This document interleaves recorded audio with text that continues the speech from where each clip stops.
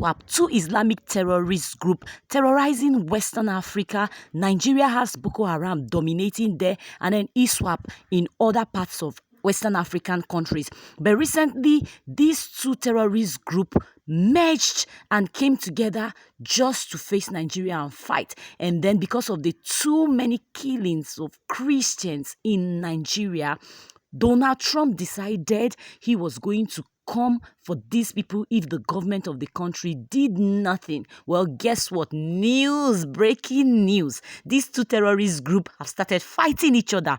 Is our God asleep? No. The same way God did it in the Bible times, that he allowed the enemies of his children to fight against each other. That is what is happening now. And do you know why they are fighting? They are fighting each other because of dominance of territory. So the two people who were trying to fight God's people have decided to turn against each other. You can see their population. These people are really many. And one funny thing is, they go about with cameras covering the war, covering the activities, and then they post it online. The gods for me. But since God is alive, the same God who has touched the heart of Donald Trump to listen to the cry of Christians in the Nigeria, because Christians cried and he heard, that same God has started working. He has started wiping them out even before the coming of President Donald Trump.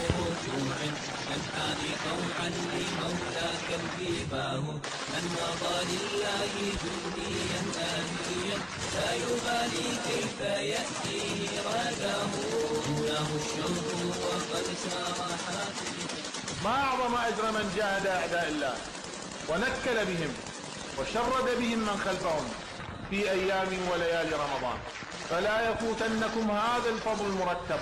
جهاد صار فرضا عينيا وفي خير شهور حيث تنفتح أبواب القبول، وفوق هذا طاعة لمن أوجب الله عليكم طاعته، وأجر الواجبات أعلى من أجر النافلات.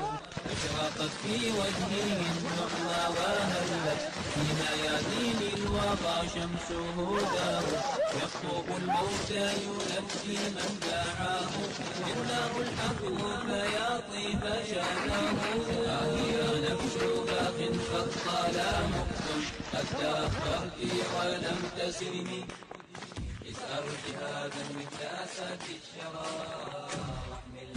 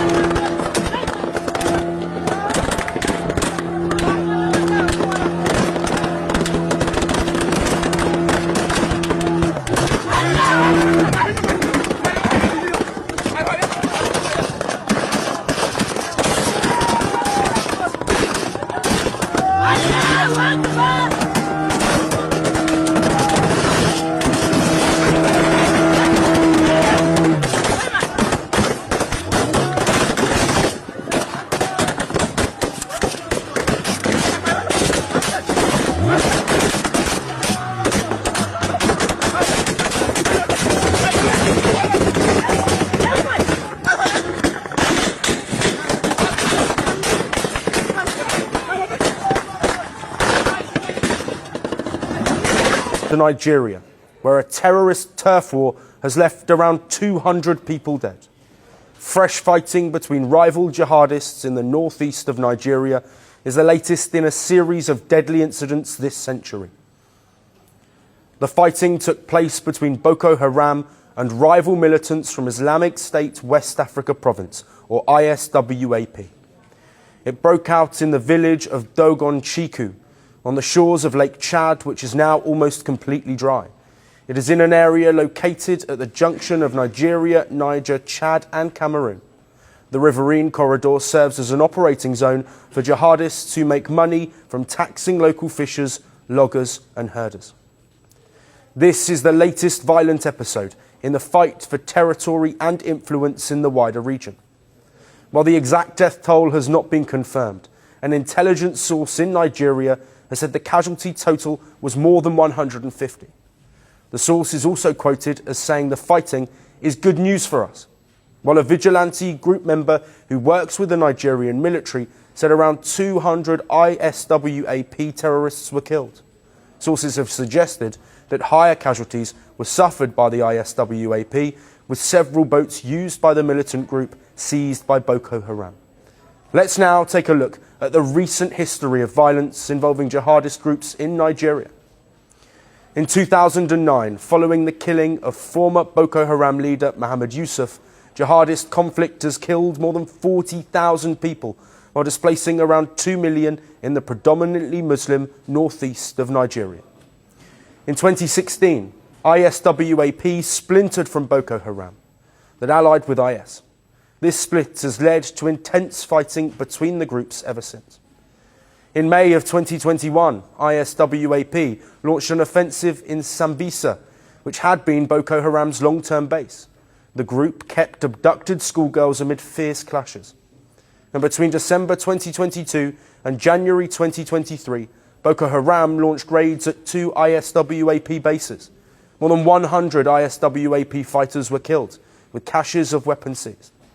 Now, these latest clashes risk heightening tensions as both factions fight to gain superiority in the region. And this news flashpoint comes in the wake of recent comments from President Donald Trump, where he threatened military action against Muslim extremists in the country who he says are killing Christians.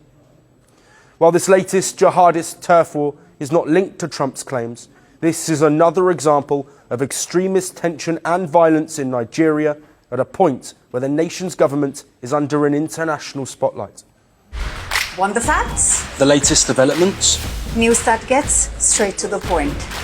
Well, we've got all three just for you. This is First Post. If you have watched this video thus far, then this is the point where you hit the subscribe button. Thank you. If you got a God-sized problem, he can solve